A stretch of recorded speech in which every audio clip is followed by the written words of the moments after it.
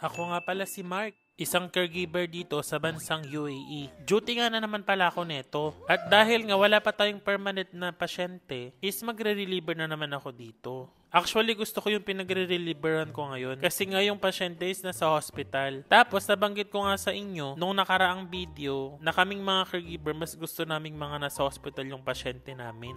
Kasi nga walang masyadong ginagawa. Tapos meron pala akong i-chika sa inyo. Actually nagtry kami magtayo ng business dito. Is mag live selling nga kami kasi nga usong-uso dito sa UAE. Kaso wala nga kaming views. At saka sobra kasing nakakapagod din. Yung at least ipahinga mo na lang ng day off mo. Tapos magla-live ka pa. Meron namang mga bumili at mga sumuporta kaya maraming salamat sa inyo. Siguro nga hindi pa ito yung time na para mag-business kami. Pero susubukan na lang namin soon kapag na-manage na namin yung oras namin at schedule. Tapos i-forward na nga natin, kumakain na nga din ako dyan dito sa may hospital. At saka nabanggit ko naman talaga sa inyo kapag dumuti ka sa hospital, is free food nga dito. Pero nakadepende pa rin talaga yan sa hospital kasi yung ibang hospital hindi talaga nila provide. At talaga namang na-enjoy ko yung lunch ko dyan kasi nga ang sarap nga ng pagkain. Tapos pagkatapos mo kumain, bigla ka magre-relapse, bigla ka nang na-emote na ganyan. Iniisip ko kasi kung ano na naman magiging content ko bukas. Nakakala mo naman na parang pagod ang batang ito. Kaka-emote ko na yun, ayan, dumating na naman yung dinner natin at kakain nga na naman tayo. Sa dinner nga pala guys, ayan nga yung dinner nila. Nag-ano lang din sila ng shawarma tapos soup. Pero sobrang nabusog nga din ako dyan. Hinahantay ko na nga lang din para yung oras dito kasi nga 9 to 9 nga lang ang schedule ko. Kaya uwian lang tayo. Sa 9 to 9 na schedule ko nga sobrang bagal. Okay pa sana kung 7 to 7. Pero wala naman tayong magagawa. Pagkatapos no, nag-chai na nga lang din ako at uuwi na nga din tayo. Na parang pagod